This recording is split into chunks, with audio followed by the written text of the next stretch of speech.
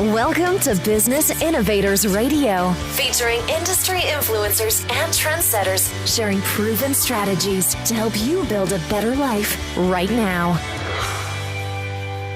This is your host, Alicia Debrell from Insight Media. Today's guest is Lynne Gugliotta. She helps women who feel stretched to the limit and are not making their health and wellness a priority, and say yes to themselves without feeling the guilt and step into their own power. Lynne helps women break down limiting beliefs to transform their health, mind, body, and spirit, and have the happiness they deserve and the love in their lives. Lynne is also a yoga teacher and infuses meditation and mindfulness techniques into her coaching. She makes a series of videos which will be available soon, and also is a yoga instructor.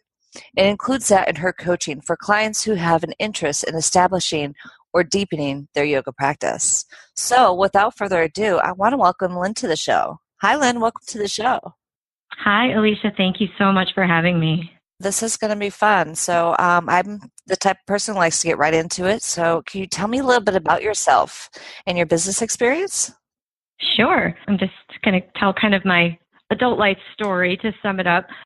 In college, I was a dance major, thinking I was going to go on and have this creative life, but I ended up in corporate America for about 20 years. In there, I left dance, but I did get my yoga certification. I still loved movement, and I loved the idea that there's no competition in yoga. It's actually the opposite. So I got a 500-hour certification in New York City in 2003. I'm originally from New York, I should say. Then when I was married, moved down to North Carolina, and this is where I did have another corporate America job, but this is where I started working for one of the banks, which I was at for several years. And I did teach yoga on and off. But after a few years, I had a child, and, that was, all very happy. But then I had a period that was just not awesome. When my daughter was about 2, my husband and I divorced. And not long after that, my mother was diagnosed with cancer. My mother passed away. And then my father, who was already ill, my brother and I had to take care of him from a long distance while I am going through this divorce with a small child, becoming a single mom. And then my father passed away. So there was this period of time that was just very, very hard, a lot of loss. That was definitely the hardest period of my life. And in that time, I really wasn't taking care of myself. I was, not eating right. I don't tend to binge eat. My thing is the opposite, where I don't eat when I'm upset and stressed out. And so it wasn't healthy. I wasn't practicing yoga regularly. So movement-wise, I just wasn't moving my body and exercising the way I needed to, and probably had an unhealthy need for, this love from my small child, because all these other things had fallen apart. I lost my role as wife and as daughter, and you kind of, go through this identity crisis. And so then I was having this guilt of, oh my gosh, I'm needing too much from my daughter. And it was just a really yucky period. It was just not good. However, as I started to rebuild and come out of that and kind of regain my sense of who I am now, I started to realize, I want more. But I have to say, this corporate America experience was not bad, because the bank job that I had was kind of my saving grace. It was my stability. It was my financial security to help me and enable me to take care of my daughter. I worked with extremely understanding people. So it was not a bad experience, but I just knew I wanted something more. And I felt that I had this gift to give.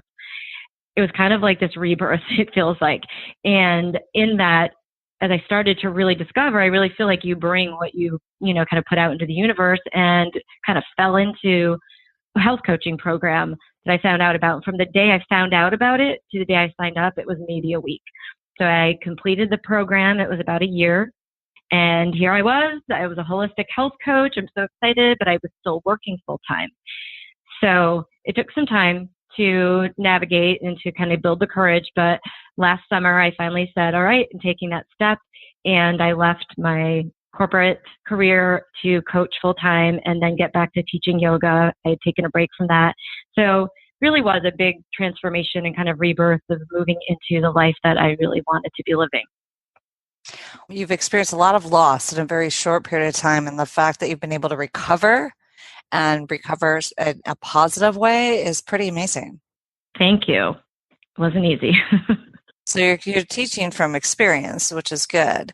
So what made you want to specialize in helping women and their need to have the balance between work and home? Well, I think, my experience, of course, as a woman, and that period of struggle really kind of brought out so much. I realized, I had a hard time asking for help, asking people to listen and be there. It felt like I was putting this inconvenience on the people in my life. And also just seeing the common struggles of other women in my life, which that's kind of a repeated theme of feeling like you have to do everything, be everything for everyone else. And so feeling like you can't ask for help, even friends and family members, feeling like you got to do it yourself. You can't ask for help with your kids, or you can't ask for help with your home, when you go away. Just like any time asking for help feels like this selfish thing. It's so hard to take time for yourself because we feel that we're supposed to be and do for everyone else. And we are kind of have this ingrained belief that it's selfish to take time for ourselves. And it ends up that with really this deep-rooted feeling that we're not worthy of receiving and we're not deserving of finding joy and happiness in our own lives. And I want to change that. I like it. It's funny you said that because, women that definitely fall into that category. I've had a massage book since Mother's Day. I've had this coupon for a massage. I'm actually just going to it because my Groupon's going to be up this weekend. So, see? Put an expiration on self-care, right? And then you'll do it. Right? That's what happens. So why do you think we as women have such a problem with putting things in perspective and putting ourselves first? Because I know I struggle with that. Well, and so many of us, I still struggle with it, and I think what you teach is what you need to learn.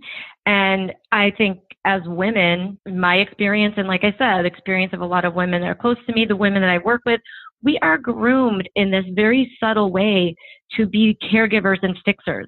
And part of it, yes, that is the feminine nature, and it's beautiful. It's a beautiful thing, this capacity that we as women have for, to give unconditional love, and the way that we support our loved ones and the way we come together for each other is beautiful. But when it's reinforced as you are expected to do for others, and it becomes an expectation and not appreciated, as soon as we start to feel not appreciated, then we start to resent.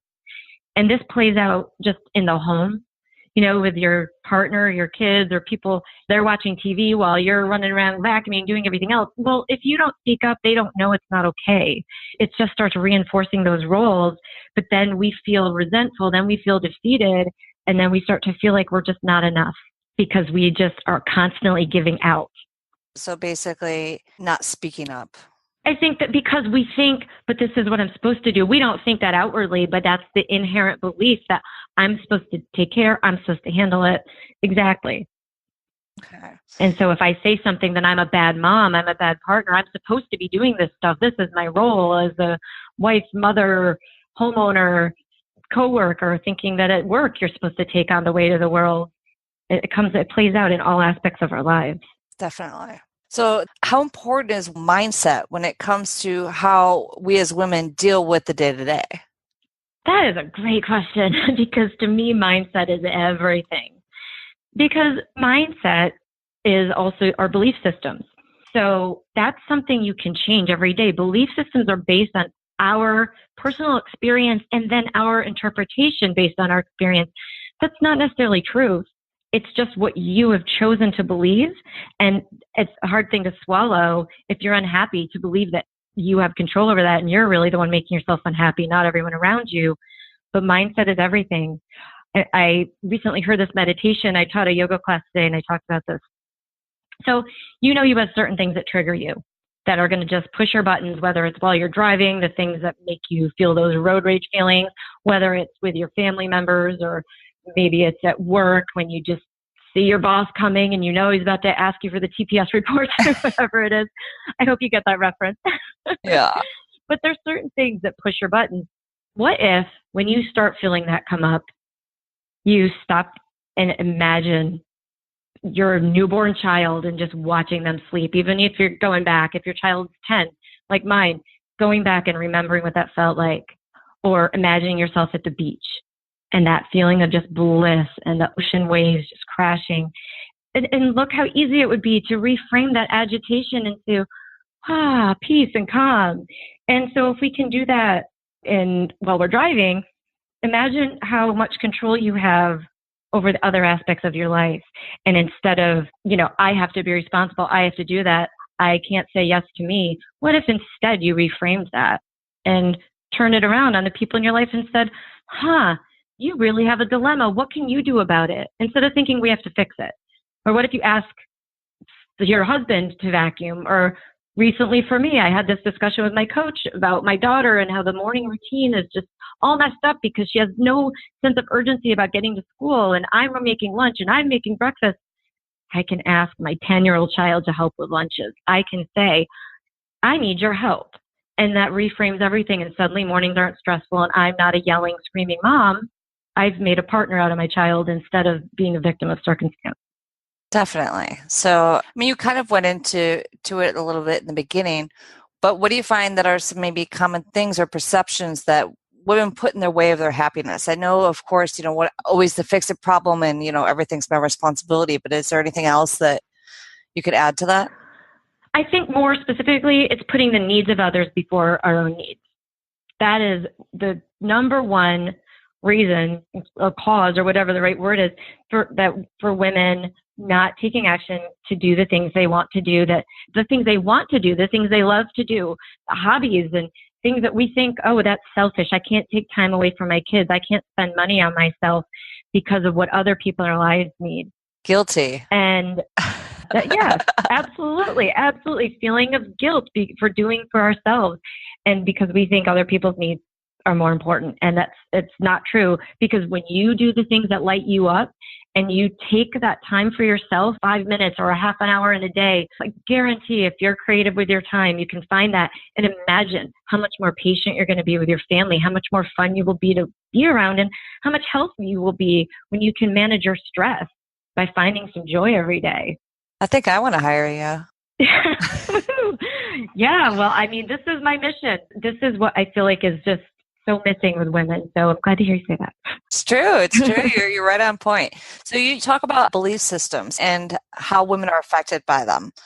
Do you find that those belief systems stop them from taking the leap and taking control of their lives, like putting everybody else first? Yes, it's number one thing I hear from people. Almost every conversation gets to, well, I know what I need to do, but I'm not doing it. And that's why you work with a coach, because you're not going to change. You're just going to keep falling into patterns. And even when you have that awareness, without the steps, without really a kind of system to fall into to support you, and without support and without accountability, you're kind of on your own flailing, like throwing things and seeing what sticks, right? And absolutely, those belief systems are what frees us up. So then it comes out as, I don't have money. I don't have time. I can't take the time away from my kids. And meanwhile, you're just self-sabotaging, because again, like I just said, when you do take that action and take care of yourself, you're better for everyone around you. And those excuses, they are excuses. Those excuses are your fear talking, because you're afraid. We're so afraid of the unknown, and we're afraid to step into our own power because, oh my God, I might be somebody else. But yeah, you might be this bigger, bolder, more amazing version of you that you feel in there. And we're just afraid to let that shine. And, again, when you do, everyone benefits. It's not a bad thing. No, definitely. So tell me this, how do you help women get past these belief systems? Because that's kind of drilled in our head. Absolutely. You're right. And they're very deep rooted. And it first takes having to look at yourself. But we'll start simpler, because, a lot of times someone will think, okay, I need to work with a health coach because I want to lose weight. And that's a great way to start, because food is such a kind of benign thing in a way. Or it might be that I need to, reduce stress. So you start with something a little more simple and just focus on one thing. Okay, how can we change your eating? And then, okay, well, now that we've kind of cleaned up how you're eating, let's focus on why you haven't been mindful about your food. And if you have not been mindful about how you feed yourself and taking care of your body, and you've been causing yourself to have excess weight, which causes a lot of strain in a lot of different ways on your body, where else are you not being mindful? So we start to look at mindfulness and what are the patterns, because how you do one thing is how you do everything. So if you're not managing your stress, if you're not being mindful or careful about your eating, if you're not being careful with your relationships, just whatever area is in your life, whatever aspect that you first start working with, then we can start looking at all aspects of your life and how it relates and dig into those belief systems. Is it that you don't feel worthy of being healthy and loving your body? Do you not feel worthy? Do you feel that if you're not stressed, then you're not really accomplishing anything? Like, we dig into those belief systems and then create action steps. So in my programs, we meet weekly. So each week we would set specific action steps, and each one of them is designed to start reframing those beliefs, start empowering you to, take that control over your health and your overall wellness. Like you said in the beginning, I look at it holistic: mind, body, spirit. And we look at those three aspects and how can you bring those into alignment and find joy in your day. And that's really it. How can you bring more joy into your life and start to really reframe and feel that you deserve to be happy? That's completely on point. So do you find that there's a common denominator when you're helping women to break through those beliefs? Is there like a certain thing that you find, more common with women than others? I think mostly all of this kind of boils down to what we talked about before, the needs of others coming first, and that's a lack of self-love and deservability. When I talk to women, I have people come almost to tears when I say, well, it sounds like you're not making yourself a priority.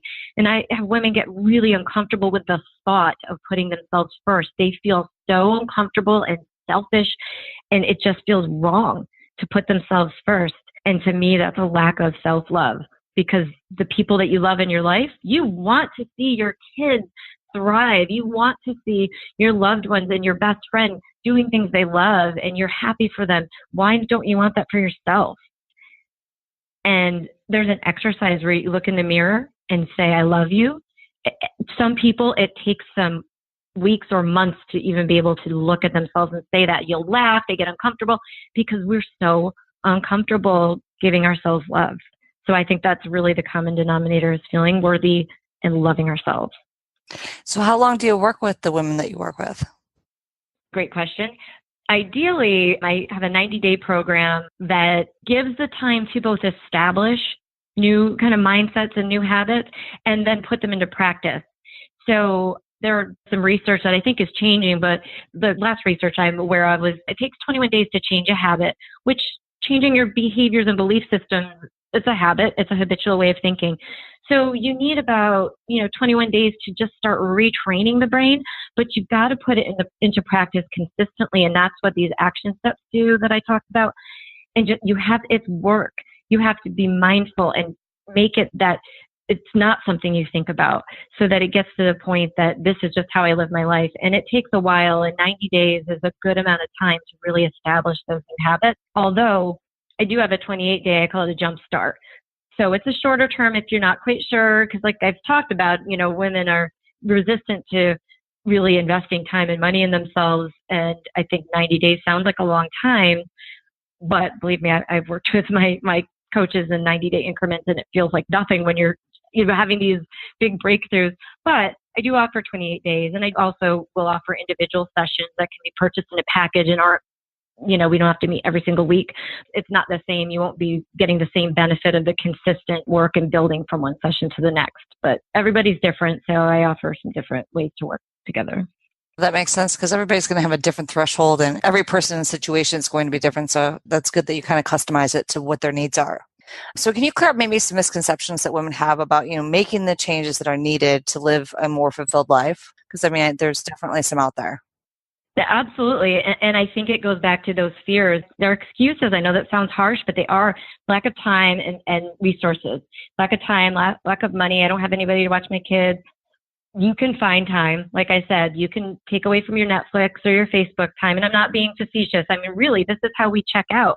This is how we disconnect when we know we've got something we've got to change, but it's scary and uncomfortable, and we're not sure how other people are going to receive it, because we're so afraid of losing that love, safety, and belonging of our tribe, whether it's our family or our friends. So we come back to these reasons that we couldn't possibly, and it's the fears. We come back to the fear of change, and we're afraid that we're going to be rejected, that our family is going to be like, what happened to mom? What happened to my wife? What is my daughter doing? Or our friends are going to be like, wait a minute. No, we bond by the fact that we don't look good in our bathing suits and we all feel gross, and that's how we bond. So if you lose weight you start to feel good about yourself, then I have to look at my stuff.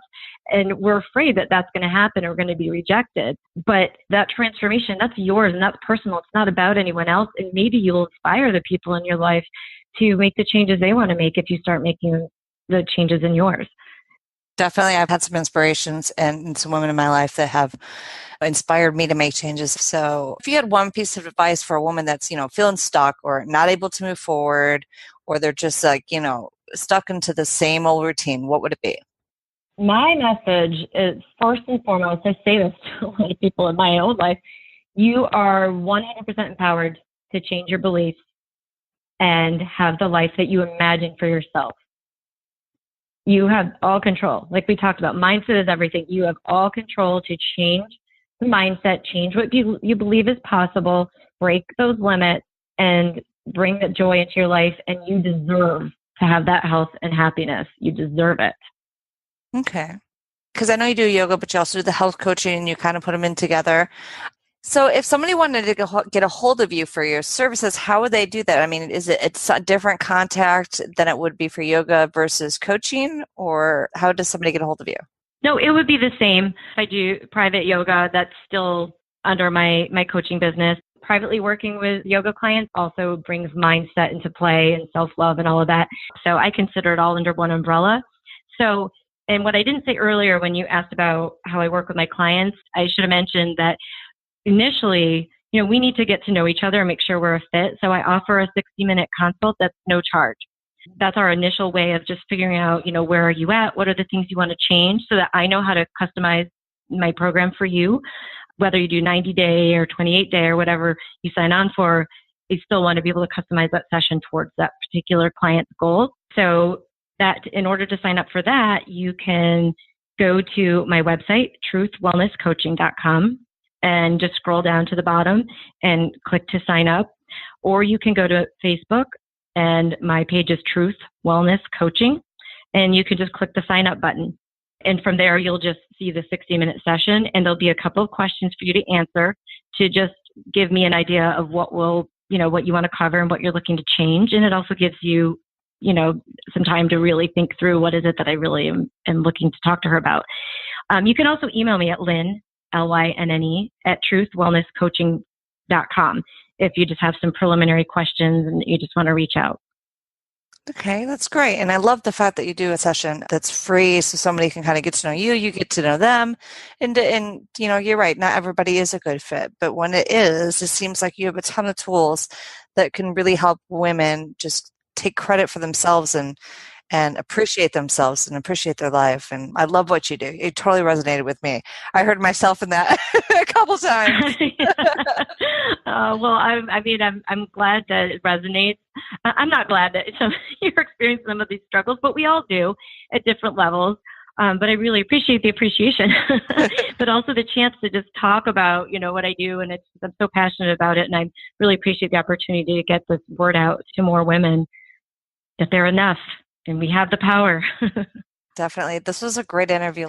I really, really appreciate your time. So if you're a woman out there who's struggling with just, self-care, maybe it's health, maybe it's just stress, or maybe it's just, making time for yourself, get a hold of Lynne. Her contact information will be here on the show. And this is your host, Alicia Debrell from Insight Media. Until next time.